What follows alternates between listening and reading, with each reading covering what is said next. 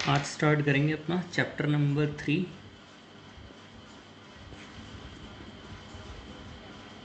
Valuation of goodwill. पहले थोड़ा सा 11th क्लास का समझ लेते हैं अपना, जो 11th में पढ़ा था। 11th में देखो तुमने क्या पढ़ा था। पहले स्टार्टिंग होती थी जर्नल से, फिर लेजर बनाते थे, trial balance, trading P&L, balance sheet, final accounts बनाते थे। ये जो काम हमने किया था ना, ये एक ऑनर के लिए किया था, सिंगल, मतलब मालिक उसमें एक होता था। 12th क्लास में ऐसे कॉन्सेप्ट नहीं है, इसमें डायरेक्टली स्टार्टिंग हमारी वही चीज़ है पार्टनरशिप अकाउंट से। मतलब ये चीज़ ज़्यादा रिपीटिशन नहीं होगी, इसमें हमें पार्टनरशिप अकाउंट सिखाई जाएगी। पार्टनरशिप अकाउंट्स में बहुत सारे चैप्टर हैं, चैप्टर नंबर 2 से लेके 8 तक के। इसमें पार्टनर्स होते हैं जैसे ए और बी, सी। मतलब इसमें क्या चाहिए होता है हमें, दो या दो से ज़्यादा मालिक चाहिए होते हैं, वो मिलके जब काम करते हैं उस चीज़ को हम पार्टनरशिप बोलते हैं। इसमें हमारे 7 चैप्टर हैं टोटल बुक में, चैप्टर नंबर 2 से लेके 8 तक। इसमें से जो इजी चैप्टर है हमारा, chapter number 3 valuation of goodwill, ये वाला चैप्टर स्टार्ट करेंगे, क्योंकि इसमें किसी भी 11th के कॉन्सेप्ट का हमें यूज़ नहीं करना ज़्यादा, सिर्फ उसकी वैल्यू निकालनी है हमने। और इसके अलावा हमारे पास जो 12th के जो चैप्टर्स हैं उससे कोई लिंक नहीं है पुराने चैप्टर्स से। तो इसमें स्टार्टिंग हम करते हैं कि गुडविल को समझते हैं। पहले तो गुडविल क्या चीज़ है, सबसे मेन चीज़ जो स्टार्टिंग करेंगे हम गुडविल से करेंगे कि गुडविल का मतलब क्या है। देखो जैसे इसमें क्या है कि अगर दो पार्टनर्स काम कर रहे थे, मान लो कि तुम हो और तुम्हारा कोई दोस्त है, ए और बी मिल के काम कर रहे थे, और आप लोगों ने मान लिया कि 20 साल तक काम किया, आप लोगों को 20 साल का एक्सपीरियंस है काम करने का। अब आपके पास एक पर्सन आया सी, उसने कहा कि मैं आपकी जो दुकान है इसमें आपके साथ काम करना चाहता हूँ, मतलब आपका पार्टनर बनना चाहता हूँ। तो आप लोग क्या कहोगे कि हमारे पास तो 20 साल का एक्सपीरियंस है, हमारे पास क्या चीज़ है, कस्टमर बेस तैयार है कि हम दुकान खोलते हैं और सुबह कस्टमर खड़ा होता है। लाइक रेप्यूटेड शॉप्स आपने यहाँ पे देखी भी होंगी, कुछ अपने जो लोकेलिटी हो गई, ध्यान करो याद आएंगी, बहुत अच्छी अच्छी शॉप्स हैं। तो सी को तो एकदम फ़ायदा हो जाएगा, जो 20 साल में आप लोगों ने कमाया उसका फ़ायदा एकदम से सी को मिलेगा। तो इसीलिए आप क्या कहोगे, सी से कहोगे कि पे अस समथिंग, कि हमें कुछ पैसे चाहिए इसके, कि जो तुम्हें फ़ायदा मिलेगा एकदम, क्योंकि हमने बहुत साल काम किया, रेपुटेशन कमाई है। तो इस रेपुटेशन का पैसा मुझसे मांगेंगे कि हमने रेपुटेशन बिल्ड जो करी उसका हमें पे करो कुछ पैसा। इसी चीज़ को हम क्या कहेंगे, गुडविल। अब आप ऐसे ही तो पैसे मांग नहीं सकते कि आपने कहा कि गुडविल के चलो मैं 2 लाख रुपए दे दो या 3 लाख रुपए दे दो, तो हम ऐसे नहीं मांग सकते कि ठीक है, कि मतलब अपने आप कह दिया कुछ भी पैसे और वो मान गया और वो पे कर देगा, नहीं। इसके लिए क्या है कि हमें एक चाहिए होता है, बेसिस चाहिए होता है कैलकुलेशन का, कि हम इसकी कैलकुलेशन कैसे करेंगे, किस बेसिस पे उससे पैसे मांगेंगे। तो हमारे पास जो वैल्यूएशन होती है ना, वैल्यूएशन को निकालने के 3 तरीके हैं हमारे पास। वैल्यूएशन ऑफ गुडविल को वैल्यू करने के हमारे पास 3 तरीके हैं। पहला मेथड है इसमें हमारे पास average profit method. Second method हमारे पास है सुपर प्रॉफिट मेथड। और तीसरा मेथड हमारे पास है कैपिटलाइजेशन मेथड। 3 मेथड्स हमारे पास हैं, ठीक है। तो इससे हम अपनी स्टार्टिंग करेंगे आज एवरेज प्रॉफिट मेथड से। ठीक, पहले मैं आपको एवरेज प्रॉफिट निकालना सिखा देता हूँ कि क्या चीज़ है, एवरेज प्रॉफिट निकलता कैसे है। राइटिंग आज साफ आ रही है बहुत ऐसे, तो कंप्लेंट नहीं कर सकते तुम लोग।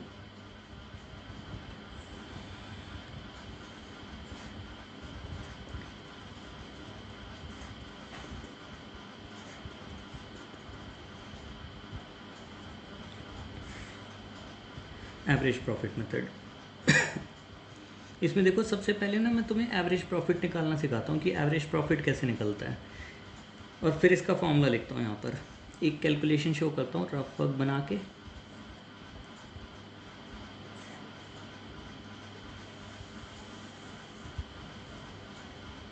लाइक 3 साल हैं और 3 साल में मैंने अलग अलग प्रॉफिट कमाए। मान लो 1 साल में प्रॉफिट कमाया 1 लाख रुपए, 1 साल में कमाया 1.5 लाख रुपए और 1 साल में कमाया 2,30,000 रुपये। एवरेज निकालना था ना तुम्हें, पिछले साल भी किया था तुमने, मीन वाला चैप्टर किया याद करो स्टेटिस्टिक्स में, अरिथमेटिक मीन, तो वही चीज़। तो एवरेज प्रॉफिट हम कैसे निकालते हैं? Average profit is equal to total profit divided by number of years. Total इन तीनों का टोटल करेंगे, 1 लाख प्लस 1.5 लाख प्लस 2,30,000 और डिवाइडेड बाय 2 नहीं 3, क्योंकि इसमें 3 साल है। टोटल करेंगे 4,80,000 डिवाइडेड बाय 3, 1,60,000। तो ये हमारा निकल के आता है एवरेज प्रॉफिट। इसका कहने का मतलब होता है कि ऑन एन एवरेज हमने जो अंदाजे से कमाई करी हर साल में वो 1,60,000 रुपये करी, 1,60,000 रुपीज़। तो हम क्या कहेंगे कि उससे जब हम गुडविल मांग रहे हैं ना, तो हम उसे कहेंगे कि गुडविल का ना मुझे 5 टाइम्स पैसा दो। अंदाजे से उसको बताया जाता है कि मुझे कितना टाइम्स पैसा चाहिए एवरेज प्रॉफिट का। तो हम उससे गुडविल की वैल्यू कैसे निकालेंगे? 8 लाख रुपये। अब यहाँ पे देखो हमने गुडविल का क्या फॉर्मूला लगाया, गुडविल इज इक्वल टू, क्योंकि ये बेस किस पे है? एवरेज प्रॉफिट पे। तो फॉर्मूला कैसे बनेगा? Average profit divide multiplied by number of years purchase, कि कितने साल का हम उससे कितना टाइम्स पैसे लेना चाहते हैं। इस नंबर ऑफ ईयर्स परचेज को ही टाइम्स बोलते हैं, ठीक है, टाइम्स, नंबर ऑफ टाइम्स बोल सकते हैं हम ईयर परचेज को। ये हमारा मेन फॉर्मूला होता है। और इसके लिए एवरेज प्रॉफिट का क्या फॉर्मूला था अपने आप में? Total profit divided by number of years, ठीक है। ये तो सिंपल क्वेश्चन हो गया। पहले तो ये फॉर्मूले याद कर लेना, 2 मिनट 5 मिनट वीडियो पॉज करके पहले फॉर्मूले अपने लर्न कर लेना, फिर उसके बाद आगे का काम करेंगे। अब हर बार आपको क्वेश्चन सीधा नहीं आएगा इस तरह का कि प्रॉफिट दे दिया आपको और अपना गुडविल बता दिया कितना नंबर ऑफ टाइम्स है और आपने क्वेश्चन एकदम कर लिया। उस तरह से नहीं होगा क्वेश्चन। क्वेश्चन में क्या चीज़ है, कुछ ना कुछ आपको एडजस्टमेंट्स गिवन होंगी। ठीक है, एडजस्टमेंट्स के लिए हम कैसे करेंगे काम? देखो मैंने कहा कि मेरा 1 साल का ना ईयर 1 का जो मेरा प्रॉफिट था मैंने तुम्हें मान लो दे दिया 1 लाख रुपए, और इसमें मैंने तुम्हें कहा कि इस प्रॉफिट के अंदर एक नुकसान हुआ था मुझे जब मैंने कमाया, तो इस साल में एक मेरा लॉस हुआ था फायर की वजह से, 40,000 रुपये का लॉस बाय फायर। तो वो जो लॉस हुआ वो इसमें से तो कटा हुआ है 1 लाख रुपये में से, यानी कि मैंने नॉर्मली कितने कमाए होंगे? 1 लाख प्लस 40,000, 1,40,000। उसके बाद क्या होगा? 40,000 वो लॉस की वजह से घट गए, तो प्रॉफिट कितना रह गया हमें? 1 लाख रुपये रह गया। बट जब हम उससे कैलकुलेशन कराते हैं ना, तो ये कहते हैं कि ये लॉस बार बार तो होगा नहीं। इसी वजह से हम क्या करते हैं कि इस प्रॉफिट को सही किया जाता है। तो हम प्रॉफिट के लिए कैसे एडजस्ट करेंगे? देखो यहाँ पे एडजस्टमेंट का एक कॉलम बनाएंगे और उसमें ऐड अप कर देंगे 40,000 रुपये की ये लॉस हमें बार बार नहीं होगा। इसी वजह से क्या होगा? ये हमारा प्लस हो जाएगा। तो इससे हम क्या निकाल पाएंगे? अपने नॉर्मल प्रॉफिट, कि हम नॉर्मली कितना कमा रहे थे साल में, अमाउंट कितना आएगा? 1,40,000 रुपये। ये हमारा नॉर्मल प्रॉफिट हो जाएगा। इसी तरह के कुछ एडजस्टमेंट्स आएंगे। जैसे एडजस्टमेंट में पहला आप लिखो, तो यानी कि मैंने लिखा एबनॉर्मल लॉस। वो एबनॉर्मल लॉस क्या होगा? हमारा हमेशा ऐड होगा। क्यों? क्योंकि इसकी वजह से प्रॉफिट घट जाता है, इसी वजह से उसको ऐड बैक करते हैं, तो हम कहाँ पर अराइव कर जाते हैं? अपने नॉर्मल प्रॉफिट पे पहुँच जाते हैं। और गुडविल की कैलकुलेशन के लिए हमें नॉर्मल प्रॉफिट चाहिए होते हैं, ना कि सिर्फ प्रॉफिट्स। नेट प्रॉफिट नहीं चाहिए, नॉर्मल प्रॉफिट चाहिए हमें एवरेज प्रॉफिट मेथड के लिए। इसी तरह अगर आपके पास आ जाए कि कुछ एबनॉर्मल गेन हुआ आपको, लाइक मान लो कि आपने कोई मशीन सेल आउट करी, अब वो मशीन बार बार तो आप सेल आउट करने से रहे, क्या करेंगे? उस वाले गेन को हटा देंगे ताकि फिर हम किस पे आ पाए? नॉर्मल प्रॉफिट पे। तो वो क्या हो जाएगा? हमारे पास लेस हो जाएगा। ये हमारा सेकेंड एडजस्टमेंट हो जाएगा। ये लर्न करने पड़ेंगे आप लोगों को एडजस्टमेंट, पहले हाथ के हाथ याद कर लेना, तभी क्वेश्चन करना फिर इसके।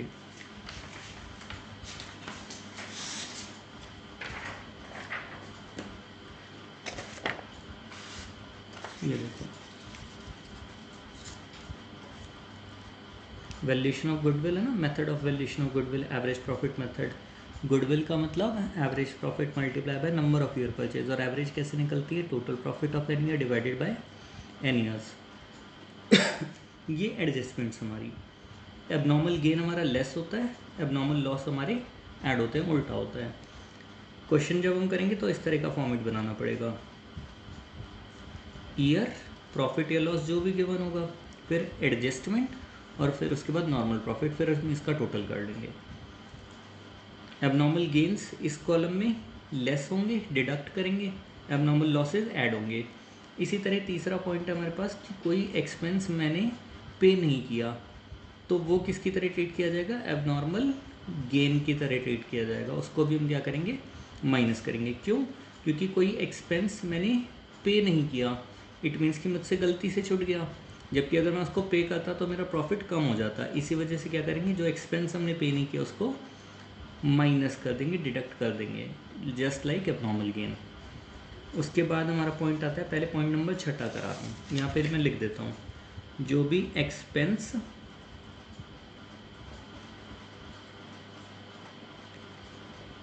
नॉट इनकर्ड, ये भी क्या होगा, लेस होगा। चौथा point,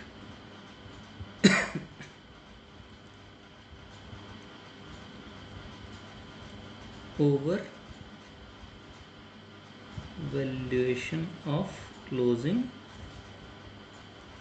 stock, over valuation of closing stock, यानी कि अब स्टॉक को वैल्यू देख रहे हैं कि वो ओवर वैल्यू तो नहीं हो गया। यहाँ पे करता हूँ मैं वर्किंग थोड़ी सी इसको समझाने के लिए। ट्रेडिंग अकाउंट पिछले साल तुमने बनाया था, क्या क्या चीज़ें आती थी याद करो, बोल तो सकते नहीं कुछ अब तुम। To opening stock, to purchases, by sales, by closing stock. एक एग्जांपल लेते हैं, लाइक मान लो मेरे पास सेल्स हैं टोटल 1,00,000 रुपए की,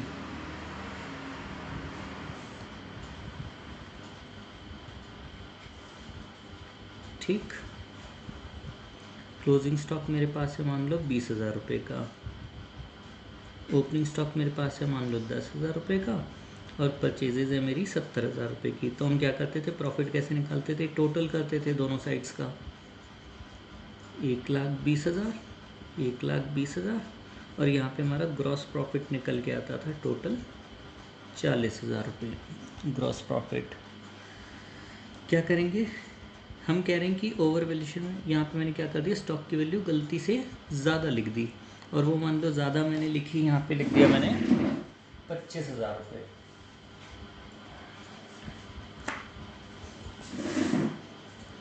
यहाँ पर मैंने गलती से लिख दिया इसको 25,000 रुपये। क्या होगा, इस साइड का टोटल बदल जाएगा, 1,25,000 हो जाएगा, इस साइड का भी टोटल 1,25,000 हो जाएगा, और यहाँ पर प्रॉफिट कितना निकल आएगा, 45,000, जो कि गलत है।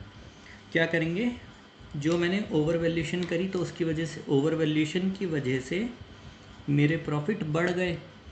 क्या करेंगे आप, इस प्रॉफिट को वापसी से कम करना पड़ेगा। तो ओवर वैल्यूएशन का जो इफ़ेक्ट है क्लोजिंग स्टॉक का, पहले क्या करेंगे, लेस करेंगे, लेकिन क्योंकि ये वाला ओपनिंग स्टॉक नेक्स्ट ईयर में जाके क्या बनेगा, ओपनिंग स्टॉक, उसमें भी फ़र्क आ जाएगा। तो क्या करेंगे, नेक्स्ट ईयर में इसको ऐड अप कर देंगे, पहले लेस होगा, अगले साल में जाके ऐड अप हो जाएगा। इसी तरह मुझे बताओ कि अगर ओवर वैल्यूएशन हो जाए, सॉरी अंडर वैल्यूएशन हो जाए, अगर